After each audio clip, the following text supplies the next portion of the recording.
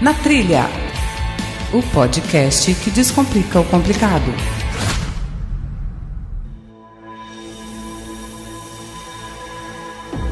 Quais são os casos mais comuns no Brasil?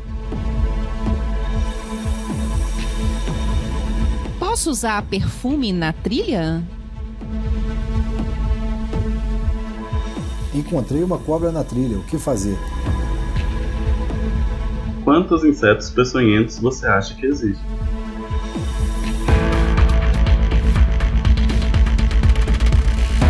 De Vila Velha, Espírito Santo, eu sou Renan Alves, sou escalador, um amante e entusiasta das atividades de esportes de aventura. Nunca passei por nenhum tipo de acidente e hoje eu vou procurar algumas formas de me proteger ainda mais. Eu sou Lúcia Conrado, falo de Vitória, Espírito Santo, sou escaladora, montanhista acima de tudo e vou confessar, nunca passei nenhum perrengue com animal peçonhento, mas eu tenho o maior medo disso. Sou Rian Barreto, montanhista, canionista, biólogo e apaixonado por animais peçonhentos. Eu sou o Matheus Sanches, tenho 19 anos e falo de Brasília, Distrito Federal. Sou estudante de biologia e amo conhecer animais, principalmente insetos. Adoro fazer trilha.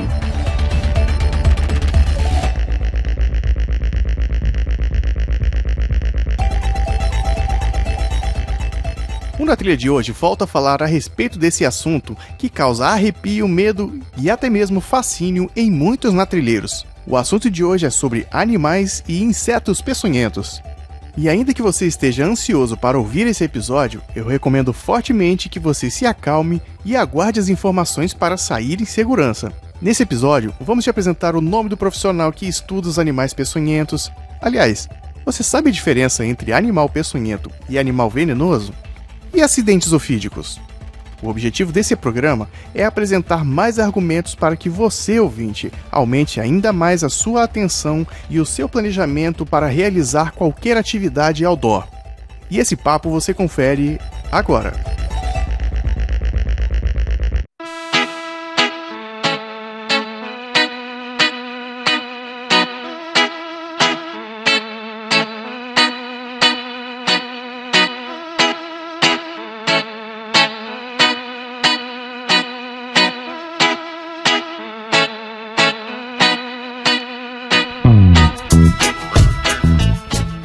Nós gravamos o episódio número 19 do Na Trilha, né? Estamos falando aí de já mais de 2 anos atrás, mais de 3 anos, né? Que nós falamos sobre algumas situações que a gente passa por riscos, situações que a gente passa por alguns perrengues, né? Um palavreado aí da galera que curte os esportes outdoor. De lá pra cá, ainda continua comum muitas pessoas continuarem encontrando animais, insetos, situações no mundo externo, né, nas trilhas, nas montanhas, que de certa forma se colocam em risco, né, e passam ali por algum tipo de perigo. Faço até a recomendação que depois que você ouvir esse episódio agora, ouvinte, escute lá o episódio do Na Trilha, número 19, onde nós falamos sobre esses perigos, né, falamos sobre abelha, falamos de aranhas, e hoje nós vamos expandir um pouco mais esses assuntos. A gente sabe que falar desse assunto, falar desse universo inteiro, dá pra render uma série completa ou até mesmo um podcast só sobre isso. Fica a dica aí já pros nossos convidados. Mas eu acho importante a gente, antes da gente começar a trazer esse assunto de maneira mais aprofundada, aqui a gente possa explicar um pouquinho o que é esse universo, né?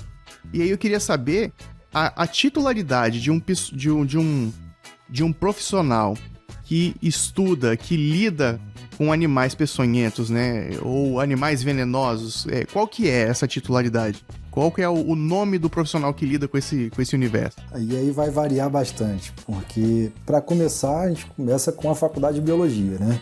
Formamos biólogos e aí a gente escolhe dentro do mundo de opções que existe dentro da biologia. Para o caso de animais peçonhentos, a gente pode ter tanto o herpetólogo, que vai trabalhar com répteis e anfíbios, e aí ele se dedica mais a essa parte. Tem o entomólogo, que vai estudar mais os insetos. E tem também a pessoa que pode fazer uma pós, um mestrado na área de toxinologia, que aí vai englobar aí tudo que é tóxico e principalmente os animais. Mas é uma área bem extensa, são várias especialidades dentro do mundo dos animais peçonhentos também. Deixa eu só fazer uma contextualização aqui. Eu conheci o Matheus pelo Twitter, né? Daqui a pouco ele vai falar desse perfil dele aí que ele tem, não só no Twitter, como também no Instagram. Achei muito interessante. Obrigado. E aí, naquele bate-papo que nós tivemos com os ouvintes, né? Naquele programa que teve o bate-papo com os ouvintes, nós somos relembrados dessa promessa aí de gravar esse assunto, e eu achei muito pertinente trazer o Matheus pra cá. Mas, Matheus, você tá estudando biologia atualmente, né? E como é que tá sendo esse mundo novo aí? Então, tô cursando biologia há 5 semestres já. É um mundo bem bacana, assim, né? Sempre foi a faculdade que eu sempre quis, mas quando a gente entra, a gente conhece muita coisa, aprende muita coisa. E a área de insetos foi totalmente nova, que eu vi só na faculdade. Se você me perguntasse o que era um inseto antes dela, não sabia o que era. Então foi um mundo completamente novo. E aí entrei, né? E desde o segundo semestre me apaixonei pela área de insetos, onde a gente também estuda os insetos de importância médica, né? Entre eles os peçonhentos. Mas eu gosto também da área de ecologia, de biologia, de outros insetos, na verdade. Já no segundo semestre, ô Matheus? Isso, e aí no terceiro semestre eu entrei em um laboratório, o laboratório de biologia e ecologia de coleóptera, que são besouros, e lá eu comecei a desenvolver pesquisa e também comecei a me aprofundar mais nessa área, comecei a pegar outras matérias com a minha orientadora, como entomologia agrícola, que são insetos de importância agrícola, e biologia de besouros. Esse semestre, antes da pandemia, né, eu ia cursar insetos sociais, onde com certeza eu ia ver bastante coisa sobre os peçonhentos, porque ver muito, né, de vespas, abelhas e formigas, mas infelizmente veio o corona aí, né? Eu achei interessante ele falar besouros, né, como um animal peçonhento, né? Assim, a gente quando é leigo de tudo, né, a gente acha que animal peçonhento é só cobra e aranha, praticamente, não, né? É um universo tão grande, né? E besouro também é um bicho peçonhento? Não, acho que eu fiz uma confusão, então eu tava falando que eu trabalho com besouros, mas eu acho que besouros peçonhentos não existem. Ele tava falando de como que surgiu ali a paixão dele por esse universo, né? Como que foi ali. Não a gente ainda não começou a falar dos animais peçonhentos, não. Ah, então tá bom, foi mal, mas... Tem besouros de importância médica, né? Tem o besouro bombardeiro, o potó, mas peçonhento, não. Que aí a gente vai ver, né, no podcast por que não. Que eles não são peçonhentos. Você consegue trazer pra gente aí essa diferença e essa classificação desses animais peçonhentos, o que é peçonhento? Como é que é isso pelo ponto de vista da biologia? Mas antes disso, Matheus, explica o que é peçonha. Então, acho que já tá na pergunta, né? Vamos lá. Mas a peçonha mesmo, o que é? A peçonha seria uma toxina, né, normalmente formada por proteínas ou enzimas que têm uma ação de degradar algum tipo de tecido ou de célula, né? Normalmente essa peçonha aí vai estar associada, se ela é ativa em tecidos humanos, né, porque existem vários animais com peçonha que não causa efeito no ser humano, mas causa efeito em outros animais. E aí, trazendo a diferença que eu sei entre animais venenosos e peçonhentos, é que um animal peçonhento ele precisa ter um órgão especializado de inocular essa peçonha, né? Um animal, por exemplo, venenoso, ele pode ter essa toxina, até mesmo chamar de peçonha, não sei se pode chamar de peçonha, mas não tem um órgão específico para inocular, né? Então esse órgão de inoculação pode ser um ferrão, pode ser pela dentição, né, como acontece nas serpentes, pode ser até mesmo espinhos e cerdas, como a gente vai ver aí, que são o caso das lagartas, que é um choque saber que lagartas são peçonhentas. Fiquei chocada também. O animal venenoso, ele possui o veneno, ele fabrica o veneno, produz ele, mas ele não tem capacidade de inocular esse veneno em nada. E o animal peçonhento, ele além de possuir o veneno, além de produzir o veneno, ele tem, como o Matheus falou, um órgão especializado para inocular esse veneno. Então, por exemplo, um sapo, ele produz o veneno, mas não tem como inocular. Então, ele é venenoso. Já uma serpente, como ele deu de exemplo, ela é peçonhenta porque ela tem a presa, que é o aparelho inoculador de veneno ali. Uma coisa também interessante é que eu acho que ano passado descobriram, acho que uma espécie de, não lembro se era perereca ou de sapo. Ela tem pequenos espinhozinhos na pele e foi considerado o primeiro anfíbio peçonhento, eu acho, se eu não me engano. Depois eu posso procurar melhor, mas isso aqui eu vi no Twitter lá, mas eu lembro que tinha fontes confiáveis, né? Tinha assim o link do artigo. Caraca, e aí a gente pode descobrir um mundo doido, né? Em termos de classificação, seriam essas duas então, pessoal? Ou é peçonhento ou é venenoso? Tem alguma outra definição que a gente possa trazer para o nosso ouvinte ou não? Não, seriam essas duas. Né? Do que tem veneno, né? Tem o que não é venenoso, o venenoso e o peçonhento. Bom, e aí, Rian, já traz pra gente aí, já que você tá com a palavra aí, como é que foi que você entrou nessa área aí? Como é que surgiu essa curiosidade e por que você resolveu falar disso? Diz aí, cara. Desde de pequeno eu nunca gostei das coisas mais triviais, né? Então eu fui para biologia, fui cursar biologia e já, como o Matheus aí, no segundo semestre eu tive a possibilidade de participar de um mini curso que falava sobre animais peçonhentos. E aí eu vi que todo aquele temor que a gente tinha, o bicho mata, o bicho é isso, o bicho é aquilo, mas a possibilidade de salvar vidas através dos animais peçonhentos é muito grande também. Uhum. E isso me encantou com eles. E aí eu fui me aproximando cada vez mais. Na época, a minha cidade que eu morava teve um problema de infestação de escorpião. E aí eu já fiz minha monografia em cima disso.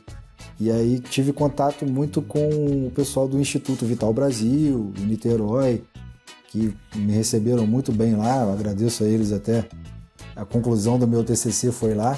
E que me aproximou muito desses animais. E vendo a possibilidade que tem da gente salvar vida através deles. E isso me incentivou cada vez mais a estar trabalhando com eles aí. Onde é que você enxergou que a comunidade do universo e do mundo outdoor ele é carente desse tipo de informação? Sempre quando a gente estava em alguma atividade, eu percebia que tinha a pessoa que tinha um medo e tem aquele salvador da pátria que sabe tudo, né? E aí as pessoas ficavam falando lá, não, se picar tem que fazer isso, se acontecer um acidente com o animal peçonhento tem que fazer aquilo, tem que pôr torniquete. Os MacGyvers do mato, né? E isso me preocupava muito, porque o problema maior ali que eu via não era acontecer o acidente, era um socorro sendo prestado de uma maneira errada. Entendi. Então eu falei, opa, peraí, tem um link aí que tá pegando e uma coisa que tá acontecendo aí, esse risco, né? Então eu falei, vou montar alguma coisa nesse sentido para poder esclarecer as pessoas, principalmente sobre o que não deve ser feito. E você, Matheus, como é que foi aí essa paixão aí desenvolvida pelos insetos e esse universo de informação? Então, essa paixão minha surgiu exclusivamente na faculdade, né? Antes da faculdade eu era super fã de animais grandes, né? Vertebrados em geral, nem sabia direito que era um inseto. E aí, né, na Universidade de Brasília, ela tem matérias optativas que você pode pegar, mas você não é obrigado a cursar. E aí, no segundo semestre, você praticamente não pode pegar nenhuma, porque precisa de outras matérias, né? Como você é calouro ali. Aí, entomologia era uma das únicas que não precisava de nenhuma matéria para fazer. E eu falei, vou fazer essa matéria, né? Só para fazer. Só que aí, desde o primeiro dia de aula, me apaixonei, comecei a ficar muito interessado por esse mundo, porque praticamente vi que eu não sabia nada sobre eles. E comecei a ver também que, assim como eu, muitas pessoas não sabem o básico dos insetos, né? Um grupo assim muito desconhecido pela população em geral. A gente conhece ali os mais básicos, os mais comuns, né? Barata, mosca, mosquito, mas não entende que muitos bichos diferentes, que eles são importantes e que a maioria deles também são taxados, né? São considerados negativos. Não é bem assim. E aí eu comecei esse projeto de divulgação científica com insetos, onde eu tentava trazer a importância deles, né? E tentar esclarecer para a população aí que existe muito inseto legal, existe muito inseto bacana, benéfico, importante para a nossa vida, mas também que é perigoso, né? Porque o mais comum é a pessoa confundir esses perigosos. Por exemplo, barbeiro. Tem um monte de percevejo inofensivo que eu recebo todos os dias. Matei porque era um barbeiro. Matei porque parecia com um barbeiro. E não é. Então, às vezes, também é importante essa divulgação para ver o que é realmente um barbeiro, o que é realmente um bicho perigoso e que vai representar perigo para você. Show. E aí é isso, eu acho. E Matheus, sei que é especialista em insetos aí. Amador. A gente vai conseguir algum dia, só um parênteses, né? A gente vai conseguir algum dia provar para uma parte da população mundial de que barata não é venenosa? Eu acho que é bem difícil, assim, né? Até na página onde você tem a bolha da bolha dos que gostam de inseto, a maioria não gosta de barata. Então, imagina quem não gosta de inseto, já no geral. Caramba. É bem difícil. E eu gosto das baratas. Desculpa falar, mas barata não devia existir, gente. Desculpa falar, viu? É o único inseto que eu detesto, odeio, corro léguas dele, entendeu? Caraca. Tenho pavor. Vai ser uma outra briga, hein, Lúcia? Por quê? Tem que saber qual é a importância da barata no ecossistema. Não é possível que ela tenha importância. Vocês vão ter que me esclarecer isso hoje, assim. Matheus, acho que agora é a hora que você tem que brilhar, hein? Ó a responsabilidade. Vou falar então, ó. Primeiro, barata é uma palavra que define mais ou menos umas 5.000 espécies diferentes, né? E dessas 5.000, só umas 30 são urbanas. E a gente tem aquela famosa barata de esgoto, que é a periplaneta americana. É essa aí que eu odeio. É essa daí. Como é que é o nome? Periplaneta americana. Apesar disso, ela é africana. Só que quando descobriram ela já estava nos Estados Unidos. Por isso que é chamada de americana. Mas os estudos indicam que ela veio da África e se espalhou pelo mundo aí pelos navios. A importância delas, até a de esgoto, ela tem um pouco de importância, porque ela consome os nossos restos, né, os detritos espalhados pelas cidades, no esgoto. Isso, de certa forma, pode ajudar a redução aí no tratamento de esgoto. No Japão existem fazendas que criam baratas para elas consumirem lixo. Sério? Então existe. Pasma, gente. Caraca, eu não acredito que a gente vai usar um programa do Na Trilha pra falar, pra desconstruir o medo das pessoas da barata. Eu tô achando fantástico isso. Desculpa ter fugido do assunto da pauta principal aí, mas... Quer dizer que agora, quando eu matar uma barata, eu vou ter que pensar nisso tudo aí que você tá falando antes de matar? É isso mesmo? O negócio é não matar a Lu. Olha... difícil, viu? O negócio é assustar ela, assusta que ela vai embora. Não. Mas, você não conhece barata igual a barata faz isso com ela. Fala assim, olha a hormona ali, vou assustar ela que ela vai embora. Exatamente. Vou dar uma dica pra perder o medo de barata. Olha. Que eu fiz assim, porque barata, ela dá um susto porque ela anda muito rápido, né? Então, até eu que gosto de inseto, como ela sai correndo ali rápido, levo com ela. O que eu fiz? Peguei um papel toalha e segurei a barata, peguei na mão. E aí quando eu peguei na mão, eu vi que é um bicho tão inofensivo que se eu apertasse ela ia morrer ali. Por que a gente tem medo disso? O bicho pequeno, doido pra fugir da gente, e a gente que corre dele. E aí ali eu perdi o medo. Mas é nojento, não sei se vocês vão conseguir. Mas é nojento. Ela viva? Com ela viva, foi no guardanapo. Caramba. São sujos, né? Aí depois eu perdi. Aí, Lúcia, então, na próxima vez, quando acabar essa fase toda que a gente tá passando agora, o desafio vai ser fazer você pegar uma barata na mão. É ruim, hein? De luva, não precisa ser com papel não, porque vamos pensar na natureza também, né? Mas de luva, então. Olha só, gente, entra uma barata aqui, meus 2 gatos correm pra pegar, e eu corro pra pegar eles, jogar eles dentro do quarto, pra eu poder matar a barata com spray, porque eu não tenho coragem de dar essa patada nela, entendeu? Aí, atingindo a camada de ozônio, ei, Lúcia, pra te falar. Vamos pro próximo bloco, então.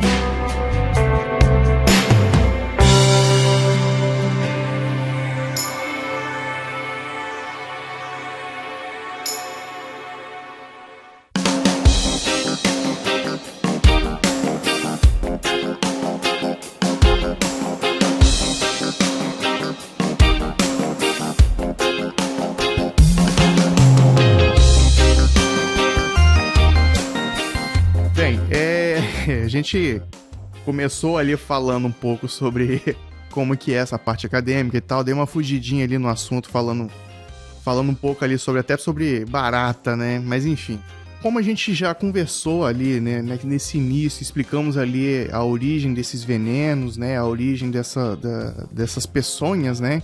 Eu acho que a gente pode começar a traçar ali uma forma de trazer isso para nossa realidade hoje. Vamos falar de Brasil. Falando aí, a gente já explicou o que é a inoculação do veneno, né? Como que ele é expelido, enfim. Sim. Existe algum estudo, existe algum mapeamento no Brasil de onde que são mais comuns e tal? Aí vou até trazer a pergunta que eu fiz lá no início, né? Onde são os casos mais comuns aqui no nosso país? Então, os animais, tanto venenosos quanto peçonhentos, que é o foco nosso aqui, eles estão presentes no mundo inteiro. São poucos os lugares do mundo onde eles não estão. Principalmente perto de você, no seu ambiente, na sua cidade, tem eles. O que acontece é que a gente tem um mapeamento feito quando acontece o acidente, principalmente, que é feito pelo Ministério da Saúde, que a gente fica sabendo quais são os animais que causam mais acidente, tanto na área urbana quanto na área rural de cada cidade do Brasil. A gente tem esse levantamento. Das serpentes, qual que é a mais comum? Das aranhas, qual que é a mais comum? A gente tem todos esses dados. E pode variar um pouco de região para região. Isso é de fácil acesso? Digo sim, pro leigo? Hoje em qualquer pesquisa que você faça no Google aí, você encontrando uma fonte certa, como o Instituto Vital Brasil, o Instituto Butantan, eles têm várias publicações que diz o que é mais frequente na sua região aí, né? Qual o animal peçonhento que causa mais acidente na sua região. Isso é fácil de encontrar. Eu vou dar uma outra dica também. Entrando no site saude.gov.br, você tem lá a relação, as estatísticas todas dos locais que ocorrem os acidentes, né? Eu vi que na região sudeste, na região nordeste, tem bastante incidência de acidentes diversos com bichos peçonhentos. Sim, tem bastante. Se vocês preferirem também, a gente pode dar aqui mais ou menos qual a serpente causa mais acidente, qual animal causa em mais região, a gente pode falar aqui também um pouco. E obviamente tem aí uma diferença também de região urbana para o rural, né? Eu acho que a gente poderia falar e abordar um pouco mais aqui a região urbana. Rian, o que você percebe aí que é mais comum de acontecer nas cidades, assim? Em áreas urbanas, no geral, a gente tem um problema que vem crescendo bastante no Brasil, que é o escorpião, né? Principalmente o escorpião que a gente chama escorpião amarelo, que é o Typhus cerulatus. Ele está se espalhando numa velocidade incrível. Até 2004, o animal causava mais acidente, o animal peçonhento que causava mais acidente era a serpente, e a partir de 2004 passou a ser o escorpião, justamente pelo escorpião amarelo. E está cada dia mais aumentando nas cidades aí a presença desse escorpião. Mas isso é porque o predador dele diminuiu a quantidade de predadores do escorpião? Falta de predadores? Então, é uma soma de fatores, né, na verdade. Muitas pessoas querem falar aquecimento global e outras coisas. Só que eu explico por um lado mais simples. O Typhus cerulatus, ele é diferente dos outros escorpiões. O que acontece é que ela reproduz por um processo que a gente chama de partenogênese. Simplesmente dá vontade nela de ter filho e ela vai lá e reproduz. Nossa. Interessante, cara. E um dos pratos principais da alimentação dela é justamente o que a gente tinha falado aí há pouco tempo, a barata. Tô dizendo que tinha que acabar com as baratas. E o que acontece? A barata, principalmente a barata, né, a periplaneta americana, que o Matheus tinha falado, ela é muito fácil de ser encontrada. Não sei um lugar no Brasil aí que não tenha, né? Então, quando a gente tem uma oferta de alimento e a gente tem o local para esse escorpião viver, ou seja, o esgoto, que é escuro, úmido, escondido, tem entulhos e tudo mais, se ela tiver o local para viver e tiver oferta de alimento, ela entende que ela pode reproduzir, porque a prole dela vai ter sucesso. Então ela vai se reproduzindo cada vez mais. E assim ela vai se espalhando pelo Brasil. Caraca, isso é muito louco. Queria só contar uma historinha rapidinha, porque eu já tive uma experiência com o escorpião amarelo. Caraca, fala aí. Já fui ferroado por ele 2 vezes. E o pior que foi dormindo. Nossa. Tava dormindo. Aí. Porque quando você é ferroado mexendo assim um local onde ele pode estar vivendo, é até tranquilo, né? Agora dormindo é ruim. Tava dormindo, senti uma coisa andando na minha cabeça, e aí, com sono, fui coçar, senti a ferroada na minha nuca. Nossa. E aí, no que eu senti a ferroada, eu segurei ele e levei outra ferroada no dedo e joguei ele assim pra fora da minha cama. Isso umas 4h30 da madrugada. Aí levantei, achei ele, né? Peguei num pote e fui pro hospital. E ele tá até hoje contigo, né? Não, eu ia guardar ele numa coleção, só que ele estragou por causa que eu fui enrolando. Aí ele fungou e tive que jogar fora. Mas aí fui pro hospital, não deu nada grave, né? Não precisei nem tomar o soro. Mas tive essa experiência aí com o escorpião. A picada não é tão dolorida, não. Senti uma dor ali passageira, mas fiquei em observação por 8 horas. E você já estava estudando? Já estava cursando biologia? Já estava cursando biologia. Foi inclusive esse ano, foi em fevereiro, março. Fevereiro não, fevereiro, foi março de 2020. E logo um pouco antes da quarentena. E foi bem, assim, inusitado, né? Dormindo, assim, nunca tinha acontecido antes, já tinha aparecido aqui em casa, mas assim, de madrugada nunca. E pra você que, entre aspas, tem aí a experiência de lidar com esse tipo de situação, bate um medo ou é tranquilo? Porque, pô, você consegue falar, não, eu localizei ele, botei num poste, não, pera aí, já devia estar estudando, porque não é possível. E aí, como é que é pra você que vive isso, né? Quando você passa por uma situação dessa, bate uma tranquilidade por conhecer aquilo ali, saber que não vai te trazer maiores problemas, ou por conhecer, bate uma espécie de desespero ali, meu Deus, tem que fazer alguma coisa. Olha, eu fiquei bem tranquilo porque eu sabia que o escorpião amarelo ele é mais perigoso para crianças e idosos, né? Mas eu fiquei um pouquinho com medo porque eu tenho asma, sei lá, eu relacionei com isso. Pensei, às vezes dá alguma reação. Mas foi assim, coisa de 5 minutos. Eu fiquei tranquilo, minha mãe ficou mais preocupada do que eu. Ela quase passou mal quando eu acordei ela e falou que ficava com o escorpião. Assim, da experiência, eu acho que o importante é ressaltar aqui que é importante a gente sempre levar, assim, se puder, o bicho que picou, que ferroou, porque, tipo assim, mesmo sendo estudante de biologia, né, quando eu cheguei lá com o escorpião, tinha gente lá que tava duvidando, esse aqui não é o amarelo não, é muito pequeno para ser um escorpião amarelo, achava que era maior, então é sempre bom levar para ver que foi o bicho mesmo que ferroou. Mas assim, só uma questão aqui. Tudo bem, o escorpião é um bichinho pequenininho. Você colocar lá no vidrinho, beleza. Mas uma cobra, às vezes, não dá pra você levar pra casa, né? Pro hospital, né? Pois é. Você... Era um barril, Lúcio. Um barril, um tonel. Não. Hoje em dia tá mais fácil, né? Você tira uma fotinha da bichinha ali, né? Deixa ela embora e tira uma foto dela pra saber qual foi a cobra que te picou, não foi? Não dá pra fazer desse jeito, gente? Dá sim. Na verdade, todo animal peçonhento, né, e venenoso, o veneno é diferente de um animal para o outro. Então, por exemplo, as serpentes, nenhuma tem veneno igual. A cascavel é diferente da jararaca e tudo mais. Por isso, eles apresentam sintomas e sinais diferentes no organismo.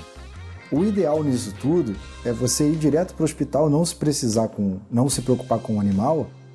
E chegando no hospital, o médico, ao perceber esses sinais e sintomas, ele saberia qual foi a serpente que picou, porque a reação de cada uma é diferente. Porém, não é a realidade que a gente vive, né?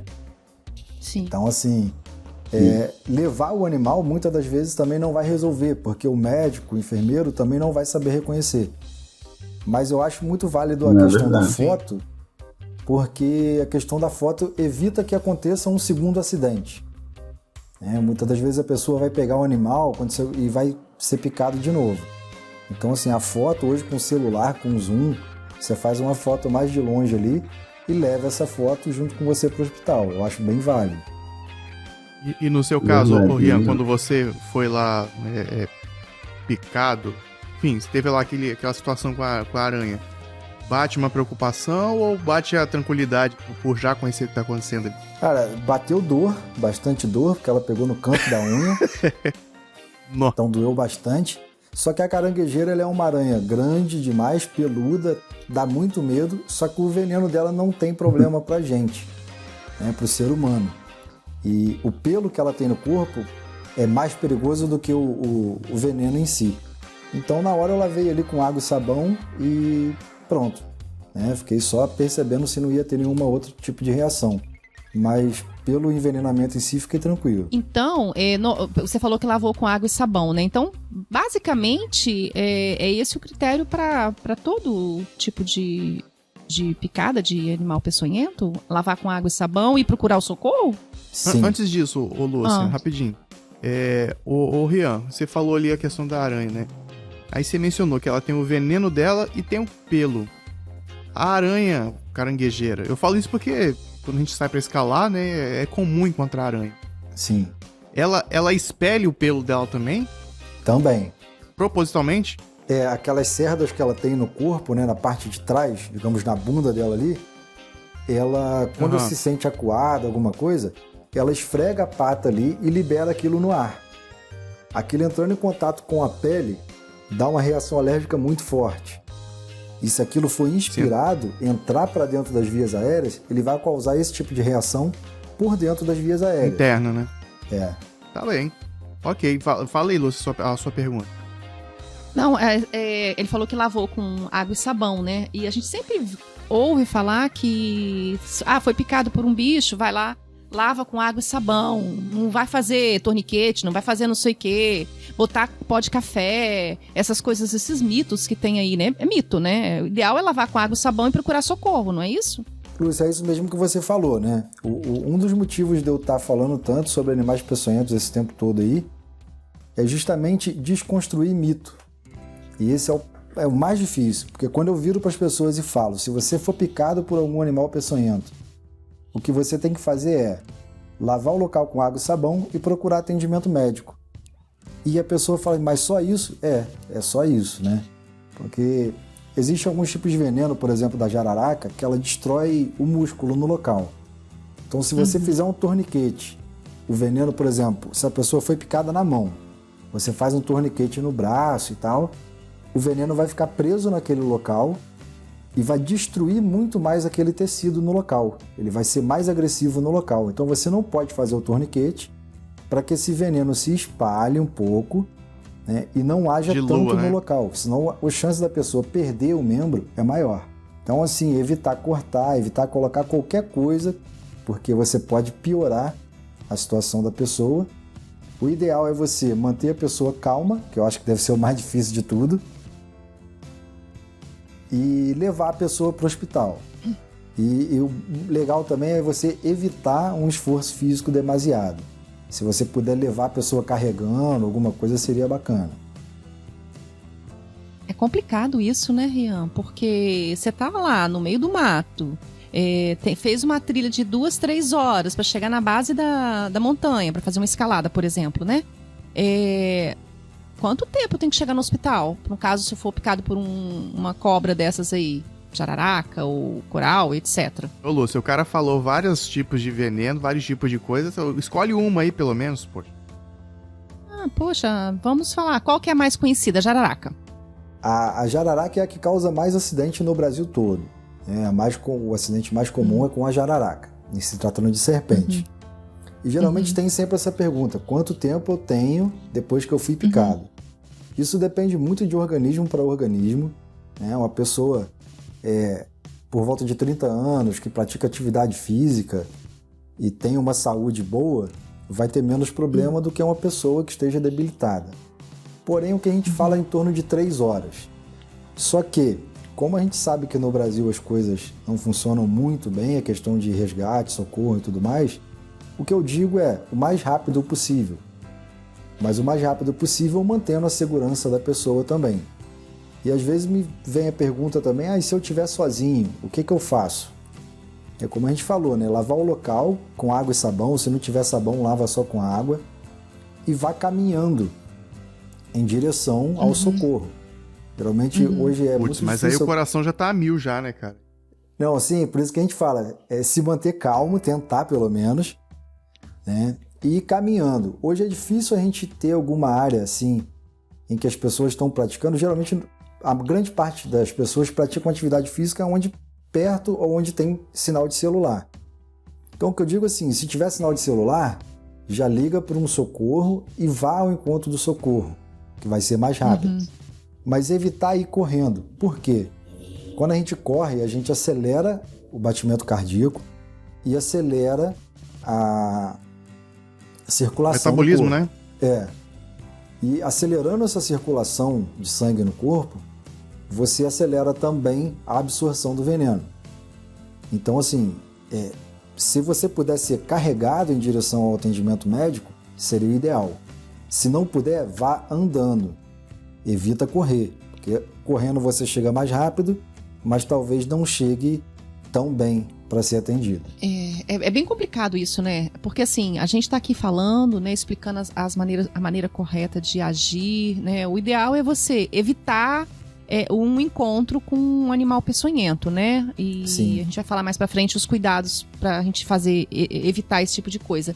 Mas na prática mesmo, não é bem assim, né? A não ser que você esteja com um grupo, por exemplo, onde as pessoas estejam muito, muito coerentes, muito calmas, né, sensatas, a pessoa meio que desespera, né? Sim, e não perde só esse tempo todo no desespero, né? Às vezes não, até a pessoa que foi picada às vezes está calma, tranquilo, mas quem está ao redor, quem está querendo ajudar de certa forma, a pode mãe do desesperar Matheus, e piorar. Pois é. A mãe do Matheus, É verdade. Nesse dia ela ficou em casa, quem me levou no hospital foi meu irmão, senão ela teria piorado. Ela já achou que eu ia morrer, que acabou tudo. Vai com Deus, meu filho. Deus te abençoe.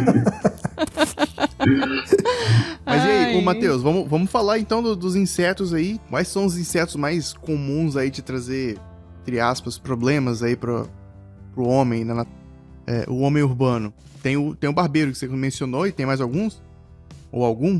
Tem. Eu acho que em cidades e até mesmo em área rural, o mais comum vai ser a abelha, né? A abelha é bem comum, aquela abelha pequenininha, listrada de preto e amarelo, que a gente conhece como abelha europeia, a abelha do mel, que é uma espécie que ferroa, né, para se defender, que o ferrão fica preso na pele.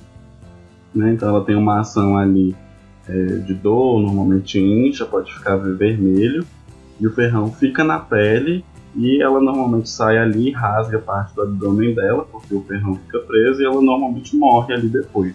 É um ataque bem comum, né, porque é um bicho comum, difícil conhecer uma pessoa que nunca viu uma abelha na vida, e esses ataques podem ser perigosos, principalmente se você mexer com uma colmeia, às vezes não perceber que você está passando perto de uma colmeia ou algo assim, e ser atacado múltiplas vezes.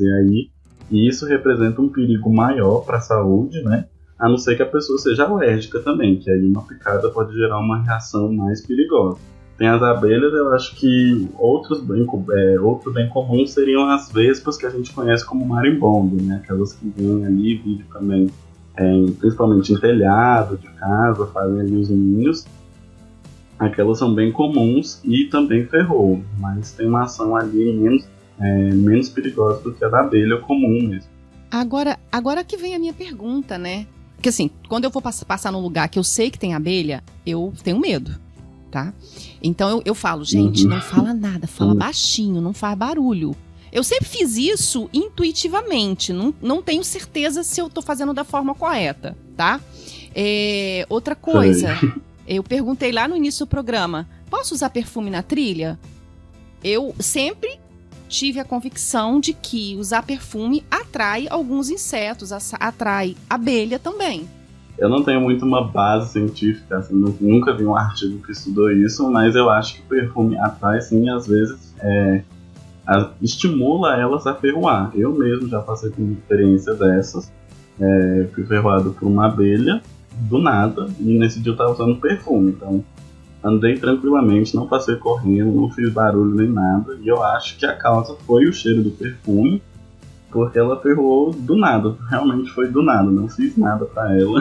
Mas aí ela não ferrou no tô pescoço. dizendo que é o seu caso, tá, o Matheus, mas eu acho que se for perfume barato, cara, a pessoa merece mesmo. Aprende. Esses perfumes Aprende. Já que era barato mesmo. Aqui. Tem a ver sim, tá?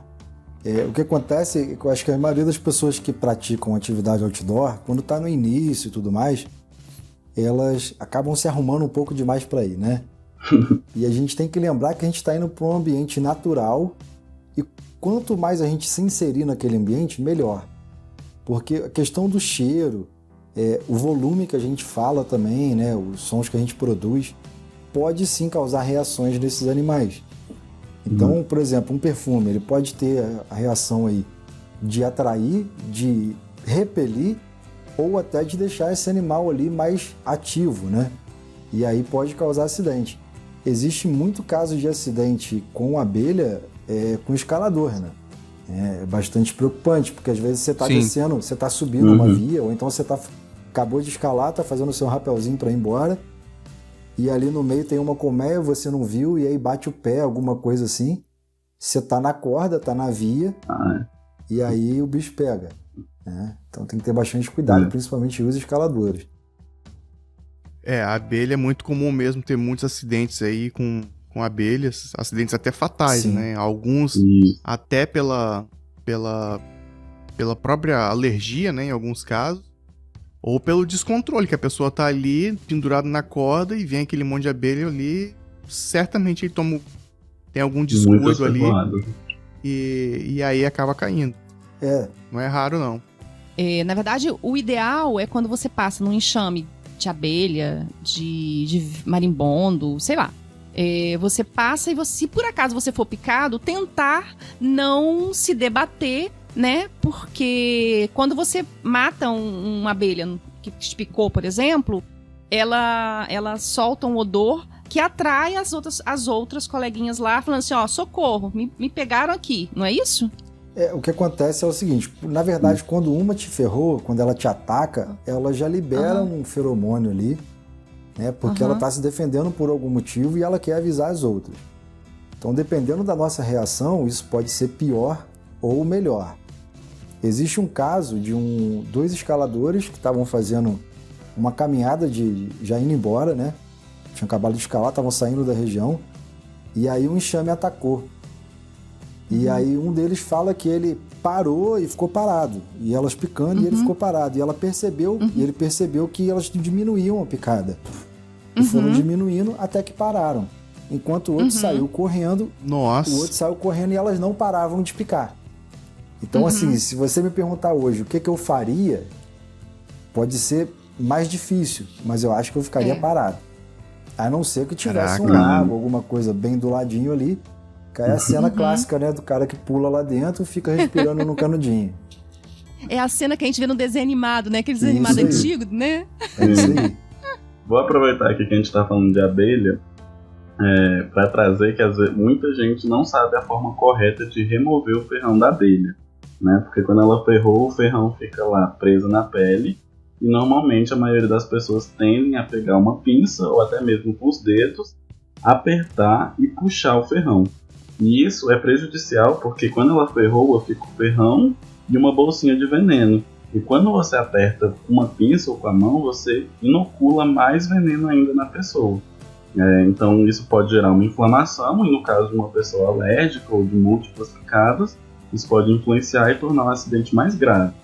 A forma mais correta de você remover o ferrão é com ou um cartão, né, tipo um cartão de crédito, coisas mesmo, ou com uma gilete, apesar que a gilete pode cortar o ferrão. E você vai lateralmente assim dando pequenos empurrãozinhos no ferrão para ele sair. Raspando, né? Isso, mas bem devagarzinho, porque senão ele pode quebrar. E se quebrar também é ruim. Nossa, interessante, não sabia. Eu consegui uma vez sofrer uma ferroada de abelha debaixo do dedão do pé. Nossa, bacana. Eu já levei embaixo do pé também. Eu tava andando ainda, hein? Tava andando, eu percebi... Tava de tênis? Não, tava de chinela. A bichinha a bichinha tava no chão e você pisou nela, né? Posto. Não sei como foi, mas assim, foi bem estranho. Eu senti aquela dor e na hora que eu levantei o pé, eu vi ali o ferrãozinho. E uma coisa que acontece algo semelhante e que muitas das pessoas também acaba piorando a situação do acidentado por não saber é com a água-viva. A água-viva também é um animal peçonhento. E o que acontece? Quando tem um acidente com ela, na verdade, ela tem alguns, digamos que são tentáculos que ficam aderidos ao corpo quando ela queima a gente. Esses tentáculos, eles têm como se fossem pequenos ferrões, e esses ferrões que injetam a substância que dá aquela sensação de queimar. E o que muitas das pessoas fazem ao sair da água depois de ser queimado, passar água, pegar água gelada, água doce gelada e jogar em cima. E com isso você piora a situação, porque quando você joga água doce em cima, um processo que ocorre lá por osmolaridade e tal, você libera mais o veneno ainda. Então você acaba piorando a situação da pessoa. E justamente a forma de retirar o tentáculo dela é da mesma forma de retirar o ferrão da abelha. É você raspando ali a pele com o bordo de uma faca, alguma coisa assim. Nossa, deve ser doloroso também, né? Deve ser uma coisa muito ruim. Geralmente os quiosques de beira de praia, eles sabem uma substância que é muito utilizada para isso e que ela, sim, ajuda, que é o vinagre.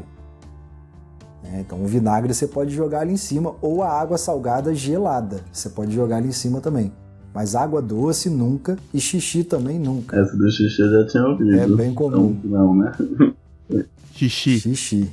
Agora, falando também você falou nós falamos de abelha, né? O ferrão da abelha, os tentáculos da água viva.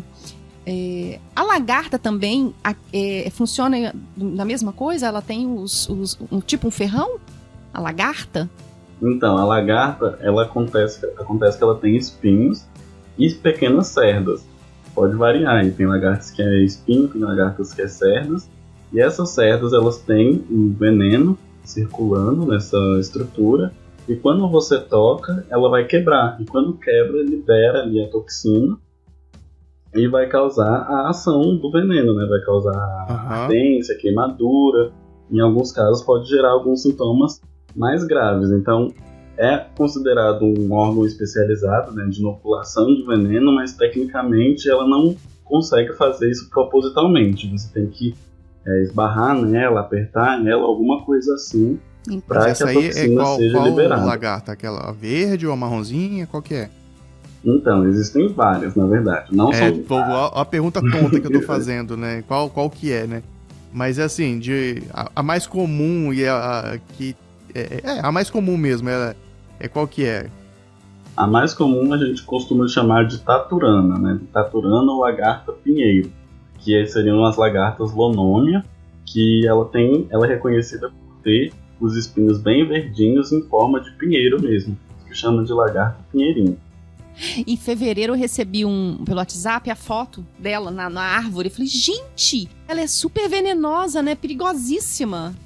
E no tronco você não consegue ver, e às vezes são muitas. Não sei se a foto que você viu era um monte, normalmente você ficam assim, várias. E aí acontece isso mesmo, a pessoa ou vai apoiar no tronco, ou esbarra no tronco, e ali quebra um monte de espinhos, no caso dela, e libera uma grande quantidade de veneno. E essa lagarta, o nome, ela é bem perigosa, né? Existe casos de morte até com ela, mas procurando um hospital, hoje em dia no Brasil já existe o soro antilonômico. Inclusive o Brasil é o único produtor do soro, sabia? Isso. Para o tratamento desse tipo de envenenamento. É bem interessante mesmo, eu vi isso também, né? E aí, o que acontece? Quando quebra esse espinho, vai causar ardência, pode causar inchaço, a pessoa pode ter náuseas, ficar tonta, ter dor de cabeça.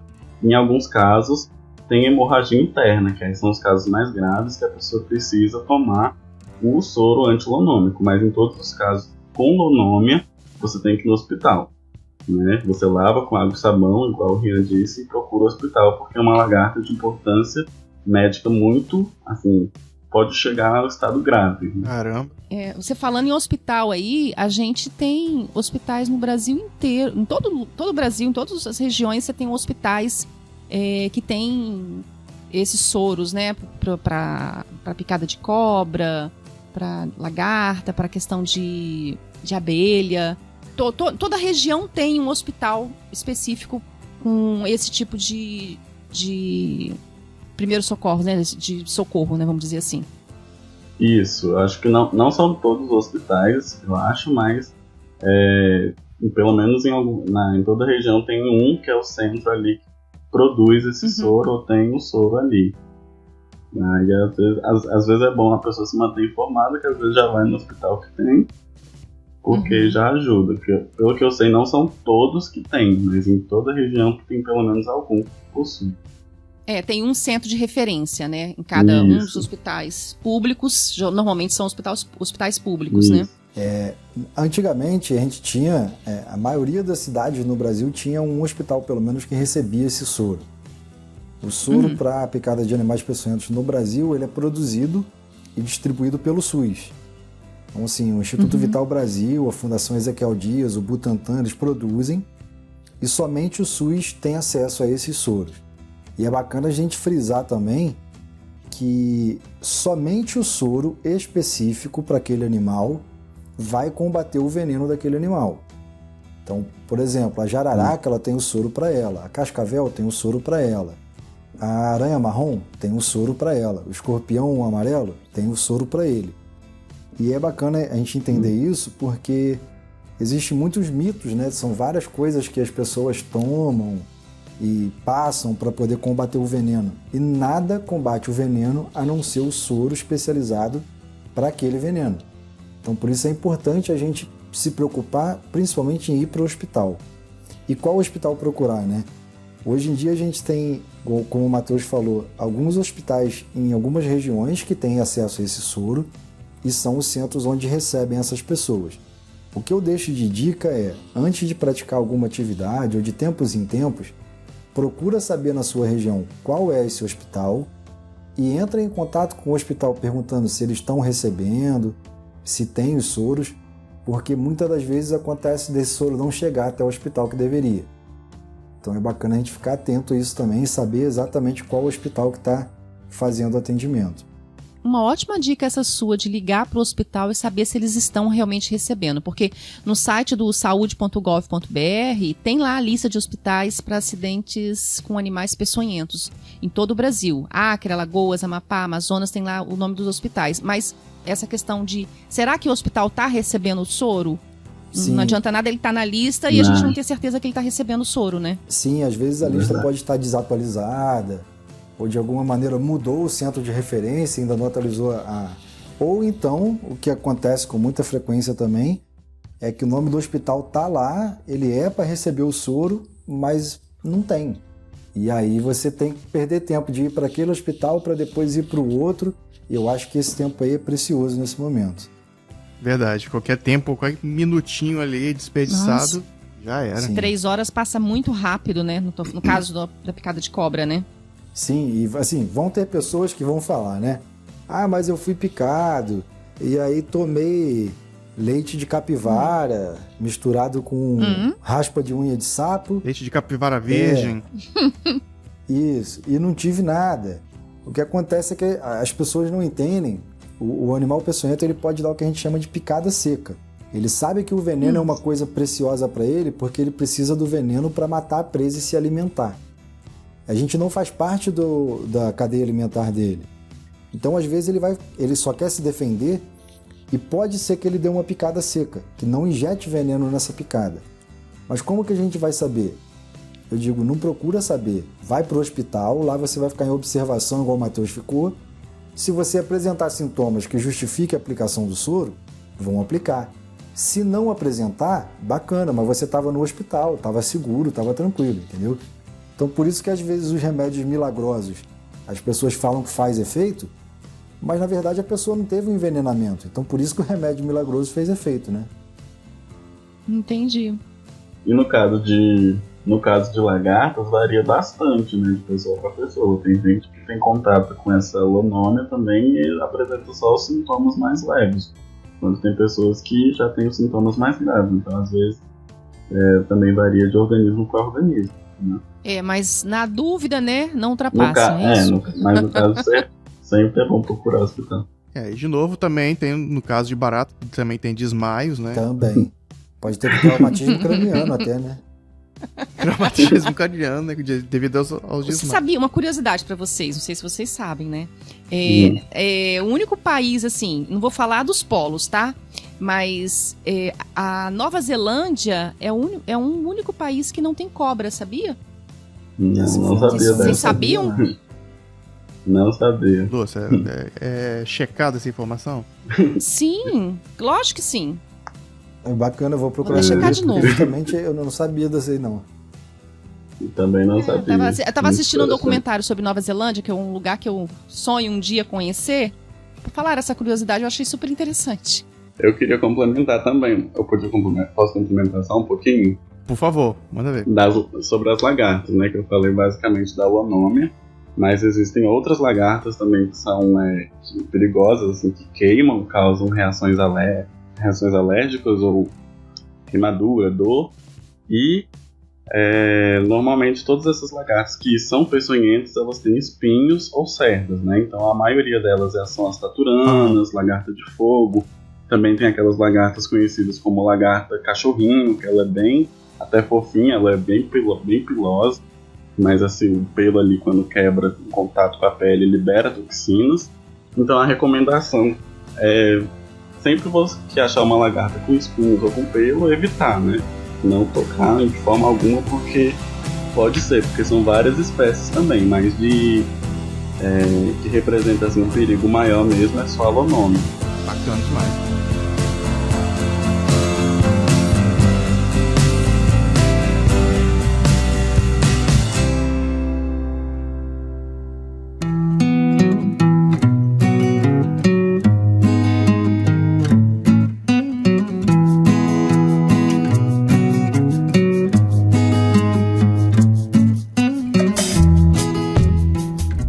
Agora que a gente já explicou ali como que é a diferença e como que se estuda isso e como que é essa área de conhecimento, né? E quais os tipos de primeiros socorros que podem ser realizados e como que o nosso ouvinte ele pode e deve se precaver, né? No caso de um acidente, eu acho que pra gente, né? Ou pelo menos pra boa parte do público Na Trilha, por mais que esteja em casa agora, né? A gente precisa ter um tipo de atenção um pouco maior quando a gente está em ambiente externo. Ou até mesmo o ambiente fora de dentro de casa, ou até mesmo dentro de casa, enfim. Né? Que quando a gente menos espera, né? O próprio Matheus aí falou que ele dormindo, ele foi picado ali pelo escorpião. O que a gente quer agora nesse bloco aqui é trazer algum tipo de orientação. Obviamente, Na Trilha, a gente... nosso intuito aqui é levar uma informação, mas de maneira que você se sinta incentivado a pesquisar mais. Por acaso você ficou com dúvida de alguma questão ou achou interessante o que nós estamos falando aqui, por favor, não tenha somente o Na Trilha como fonte de informação, né? Porque nós somos passíveis de...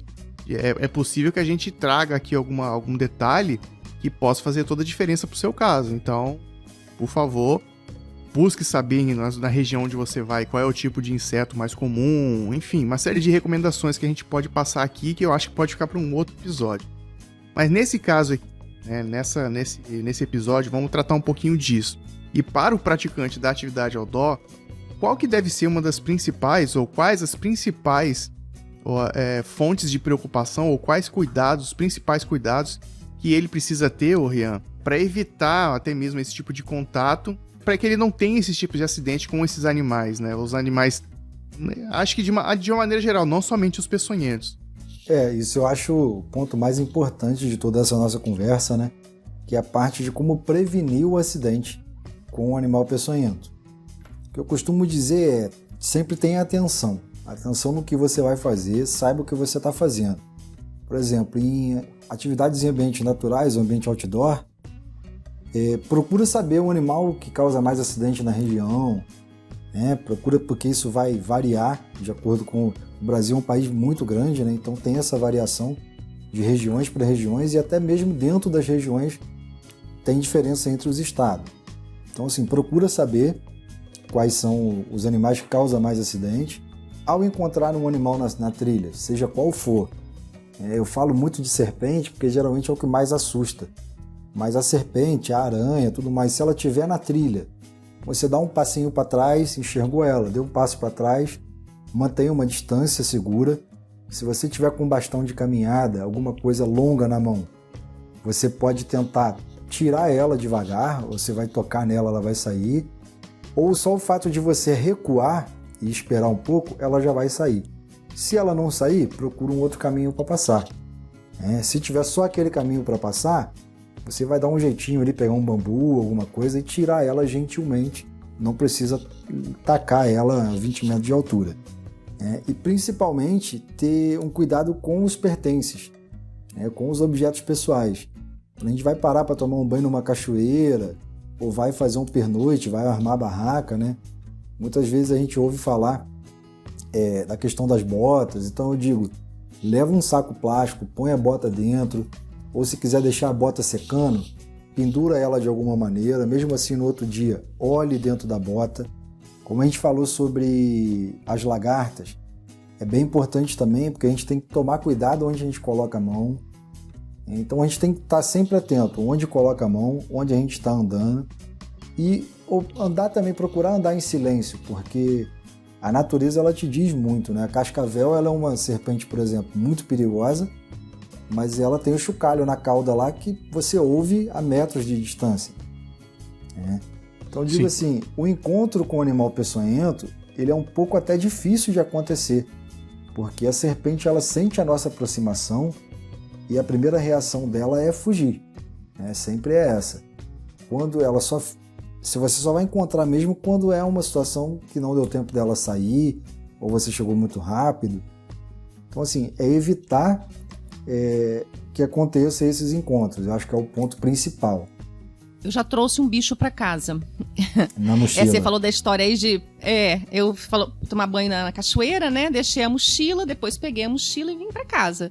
Quando eu cheguei em casa, os meus gatos ficaram desesperados. Sabe? Procurando alguma coisa. Eu falei, gente, não tem barata aqui. Barata é um negócio que atrai,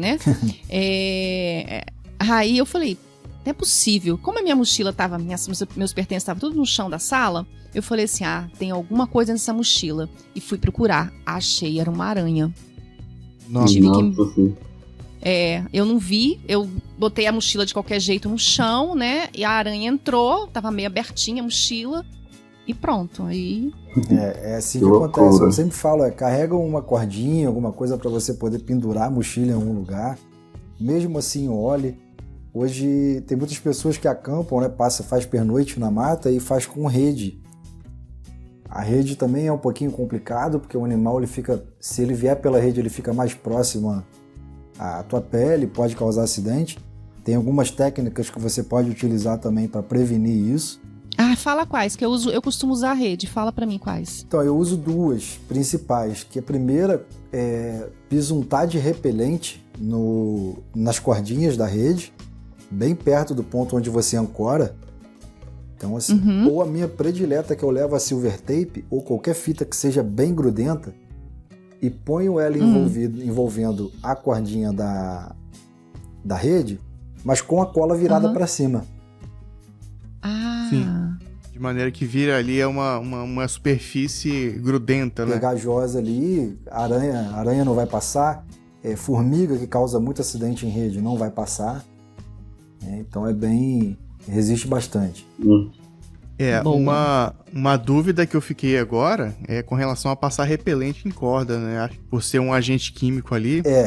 O que eu faço? Geralmente eu tenho um cordelete específico para isso. Para descartar, eu utilizo ele ali e tal, e depois de um tempo eu vou trocando, Mas por isso que eu prefiro a da fita adesiva, porque aí não agride tanto o material.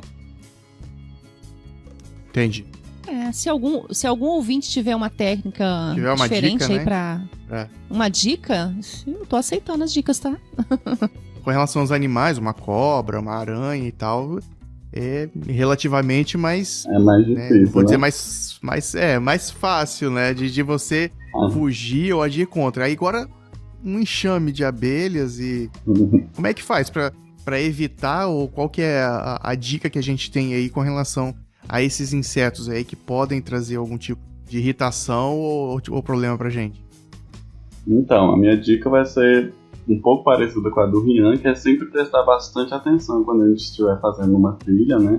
Em campo, quando eu faço, tem que olhar bastante para cima também, né, nas árvores, para ver se tem alguma colmeia, se tem algum ninho de vespa, de abelha. Olhar para o chão bastante, porque às vezes a gente, quando vai montar barraca, quando vai parar, às vezes até para tirar uma foto, não percebe que pode estar pisando em formigueiro, alguma coisa assim.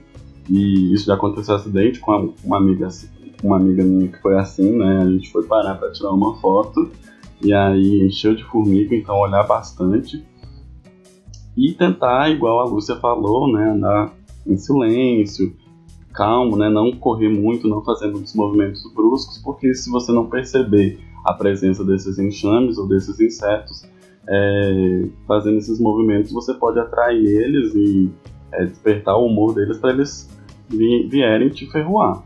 E em relação às lagartas, prestar bastante atenção, porque elas se camuflam muito bem em troncos, em folhas. Eu sei que no campo, às vezes, a gente, para se equilibrar, segura, esbarra em galho, então é muito importante você olhar antes de se equilibrar. Se você fosse apoiar, olhar bem para ver se não tem alguma lagarta, porque se você fizer isso, aí você vai com toda a força ali, vai quebrar e vai liberar um monte de veneno na sua mão, no seu braço. Então, né, é isso, prestar bastante atenção.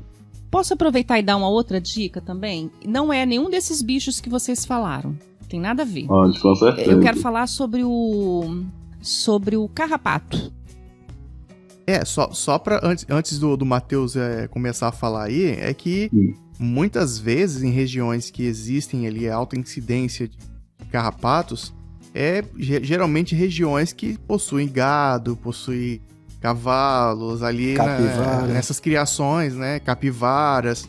E exatamente. Os carrapatos, eles não ficam somente ali nesses animais, eles ficam nas pontas das folhas, que é justamente quando os capins, né, quando as pessoas que estão caminhando, né, principalmente aquela galera que gosta de andar de bermuda em trilha, né, e não leva uma calça, enfim, e aí no ato e no momento em que ele passa ali pela trilha, geralmente o primeiro da fila, ele acaba sendo o alvo inicial ali desses carrapatos. Então, a doença maculosa, que vem do carrapato, é uma doença muito grave, muito perigosa.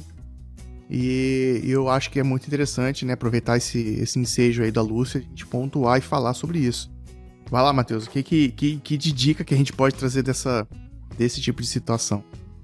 Então, carrapato, como você já disse, a primeira recomendação é sempre fazer de calça, normalmente calça grossa. Eu sempre, quando vou para campo, vou para uma calça bem grossa e bem resistente. Vestir uma bota, né, adequada. Normalmente eu uso uma bota que já vem até a metade da canela e costumo usar 2 a 3 meias grossas. Isso ajuda bastante, né? Evita eu pegar esses carrapatos. Peguei só uma vez, foi carrapato estrela, mas removi, não tive nada. E usar blusas longas, né, de manga longa.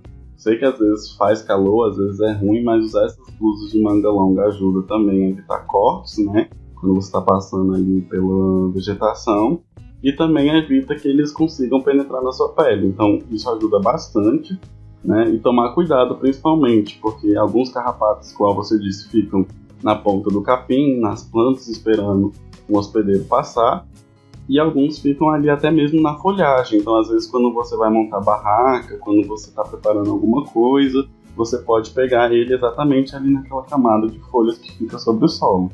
Então, tomar bastante cuidado com isso. E geralmente, qual que é o perigo disso aí, né? Para se concretizar aí a febre maculosa, né? Quanto tempo, Lúcia, que o carrapato precisa ficar em contato com um hospedeiro ali? Umas 4 horas, mais ou menos, já são suficientes? Não, de cabeça aqui eu não lembro, mas eu acho que é em torno de 4 horas pra frente. 4 horas é muito tempo. Não é muito tempo. Não é, não. Você pega esse carrapato aí no início do dia, no final do dia você já tá doente já. E mata mesmo. Eu fui fazer uma filmagem num local de mata com um amigo, que ele tem uma produtora, tava fazendo um material. Fomos 3 pessoas.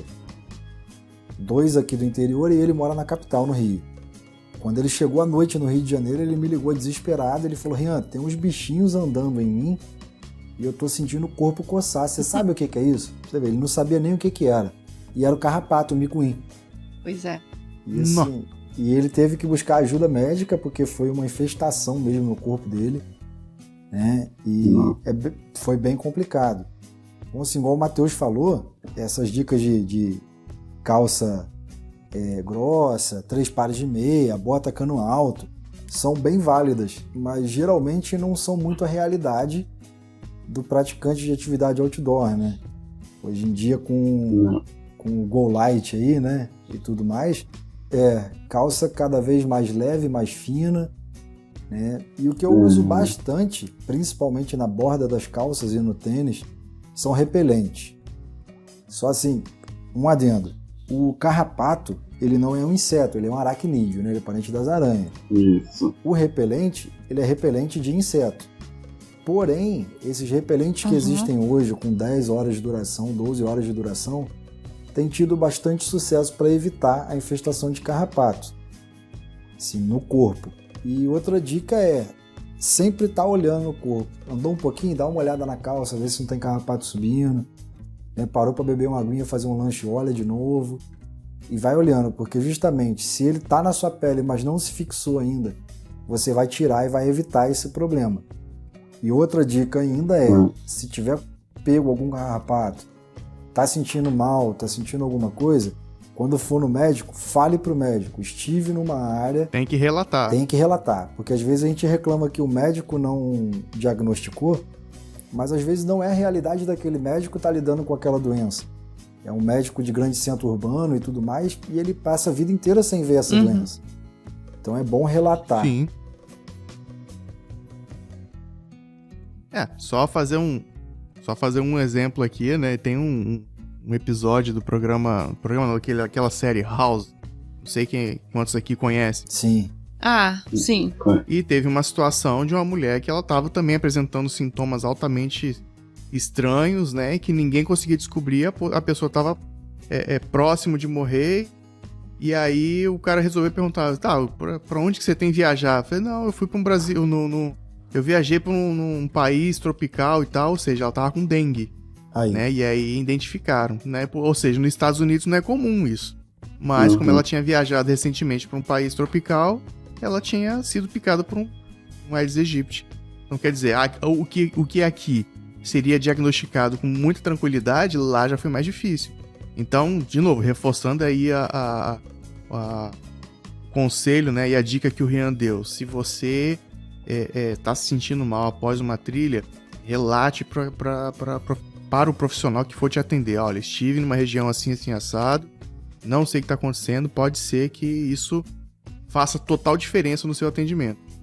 Mas uma dica que o Rian deu um pouco antes foi: vai para uma região, conhece quais são os acidentes comuns, os incidentes, os problemas com os animais daquela região. Né?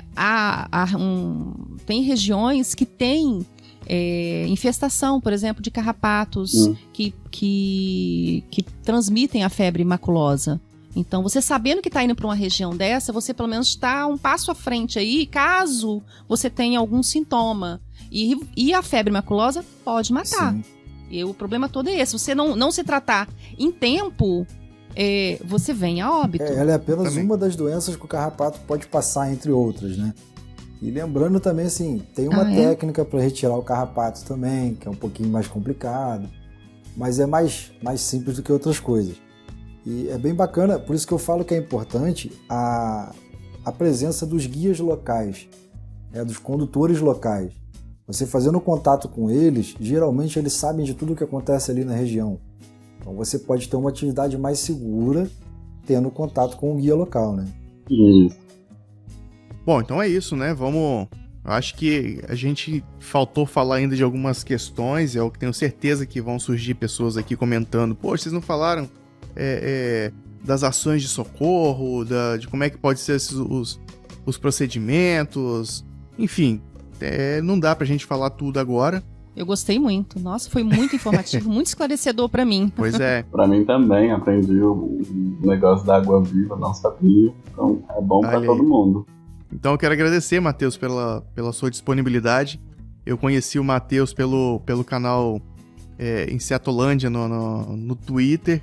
E rapidamente a Lúcia ali na produção do programa correu atrás ali, encontrou, falou com ele.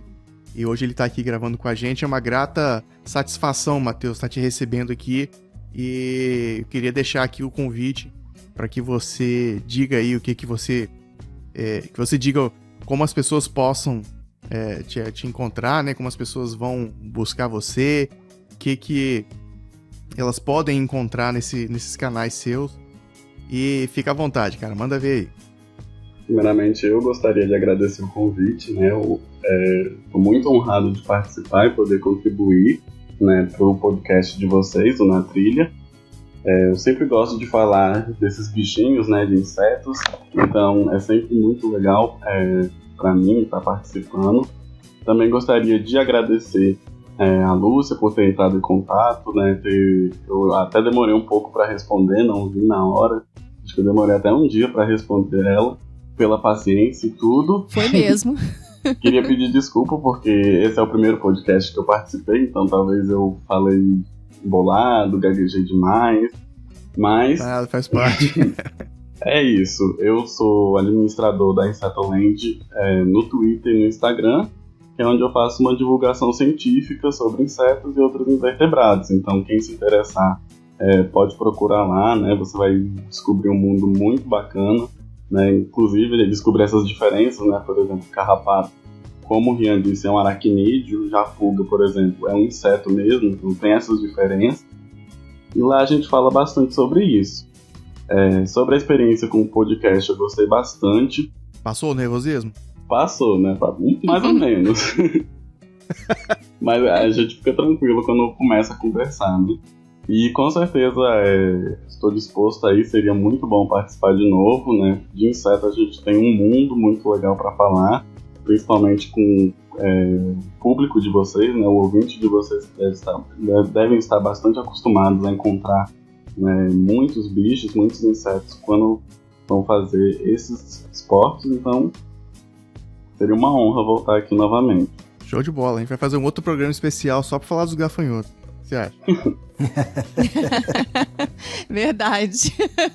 Gostaria de deixar bem claro para os ouvintes que eles procurem saber sobre os insetos, saber sobre como eles são, que é muito importante a gente preservar. Então, vocês quando forem fazer trilha, alguma coisa assim, evitar matar. Eu sei que às vezes alguns representam perigo, mas são bichos muito legais que a gente também tem que respeitar, assim como as serpentes, os anfíbios, que a gente está, na realidade, invadindo o local deles. Então, gostaria de deixar esse recado. E quem quiser saber mais sobre eles, me seguir lá na Insetoland, no Twitter ou no Instagram. Eu recomendo seguir no Twitter, que é onde eu sou mais ativo, onde a gente faz mais posts lá. E é isso. E Rian, quero agradecer também a sua participação. Diz como que eles podem te encontrar. E fica à vontade, cara, manda ver. Então, feliz demais por poder estar participando aqui do Na Trilha, um podcast que eu acompanho há alguns anos já, né? E tive a oportunidade de conhecer o Renan na Adventure Sport Fair de 2018, e a gente vem assim, batendo esse papo, batendo essa ideia. Eu quero agradecer por poder estar participando aqui com vocês, e agradecer principalmente essa oportunidade de levar para as pessoas, né, um pouco de informação do que é esse mundo de animais peçonhentos, principalmente quando a gente pode evitar que vidas se percam. Então, acho que o mais importante é isso, né, salvar vidas, evitar os problemas. E para quem quiser e tiver alguma dúvida a mais, porque o assunto é bem longo, tem muita coisa para falar, mas é só me procurar no Instagram, que eu estou mais ativo lá. É @NômadeRB, RB de Rian Barreto, então é NômadeRB. No Facebook também tá assim, NômadeRB. E se tiver alguma dúvida, quiser alguma explicação melhor, é só procurar a gente lá. E quem quiser também tá vindo conhecer aqui a região onde eu moro, próxima à Costa Verde, aqui no Rio de Janeiro, na região de Rio Claro, próximo à Angra dos Reis. A gente está com um projeto aqui da Travessia dos Estados, que vai ligar a região da Costa Verde ao Parque da Bocaina, em São Paulo. Então vai ligar os estados do Rio a São Paulo. E vai ser um projeto bem bacana. Quem quiser vir para cá é só entrar em contato com a gente aí. Matheus, agradeço demais a sua presença aqui no programa. Rian, foi muito bom também. Esclareceu muitas dúvidas que eu tinha, que eu achava até que eu conhecia um monte de coisa, mas eu vi que eu não conheço quase nada. Essa história aí da travessia, curti. Eu quero fazer essa travessia. Quando puder, a gente puder sair desse isolamento, tô dentro dessa travessia, tá? Vou te procurar, hein? Já tô te seguindo aqui no Instagram. Você falou, já fui lá, tá? Quem quiser me seguir no Instagram, Lúcia Conrado Bebê, letra B 2 vezes, Bebê, tá? Você que tá ouvindo até o final aqui, né, pode estar até se perguntando, né, poxa, a melhor dica que eles poderiam ter dado é a gente não sair de casa, né, a gente ficar em casa, deixa os bichos quietos lá, entrar no mato pra quê? Justamente por isso que nós nos colocamos na posição de informar e garantir que você, ao sair da sua casa, ao realizar atividades de contato com a natureza, faça de maneira responsável. Nosso compromisso aqui é esse, de trazer informação, trazer entretenimento e principalmente uma melhora na qualidade da realização das suas atividades. De novo, eu agradeço aí os nossos convidados, tenho certeza que é só a ponta do iceberg, ainda temos muito o que falar sobre isso e o objetivo do Na Trilha é esse, trazer informação com consciência. Beleza, pessoal? Então, siga a gente lá nas redes sociais, @Recirilo sou eu, @NaTrilhaPC. Se você quiser mandar algum e-mail pra gente, mandar algum comentário ou até mesmo apoiar o nosso projeto pelo Padrim, em todas as redes sociais, em tudo quanto é lugar, você procurar @NaTrilhaPC. O nosso site, vcnatrilha.com.br. Esse foi o programa Na Trilha. Obrigado, até a próxima e tchau! Tchau! Tchau!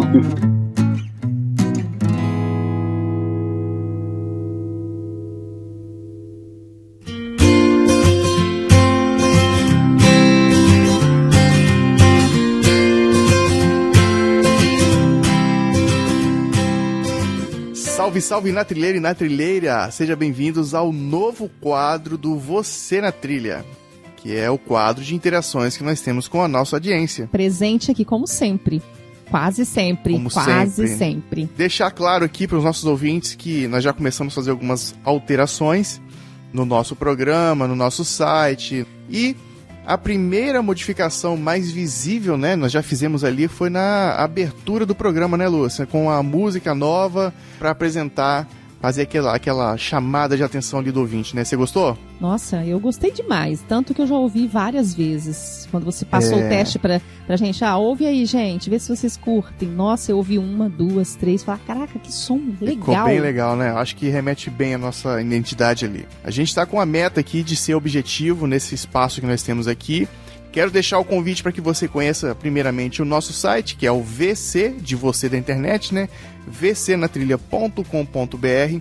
Também nas nossas redes sociais, Telegram, Instagram, Facebook, Twitter, @NaTrilhaPC.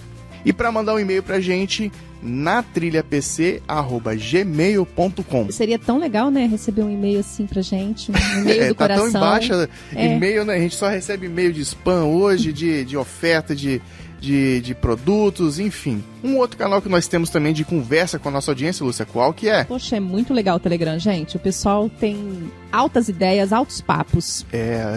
Lá a audiência se encontra e a gente acaba falando bastante dos assuntos que acontecem não somente nos programas, mas também do Universo Outdoor. É só você acessar lá no Telegram, né? Acessa aí no seu aplicativo, @NaTrilhaPC.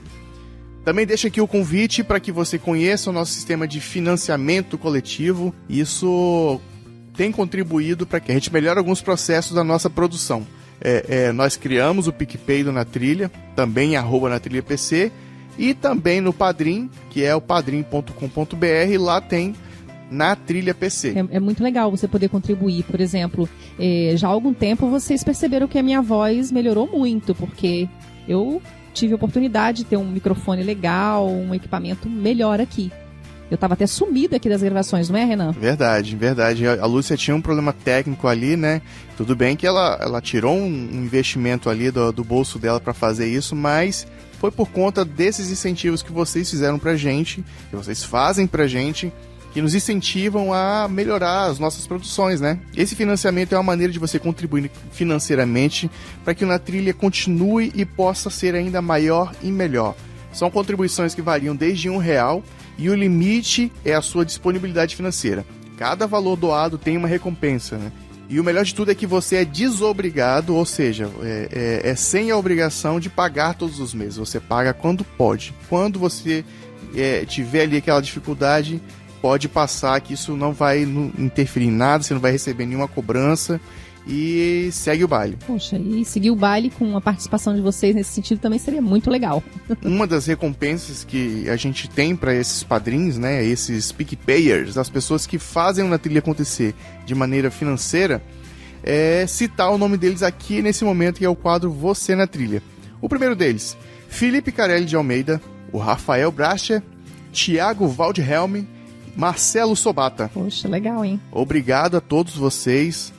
Essa contribuição faz uma diferença tremenda pra gente. Vocês não têm noção. Que você contribua, seja com R$1, R$2, um cashback que você conseguiu através de uma compra, isso vai ajudar muito a gente. E além de ajudar o Na Trilha, você pode colaborar com muitos outros produtores, né? Então escolha aí seu produtor, o seu youtuber favorito, o seu podcaster favorito, colabora com ele. Isso é um baita incentivo, uma injeção de ânimo todos os meses.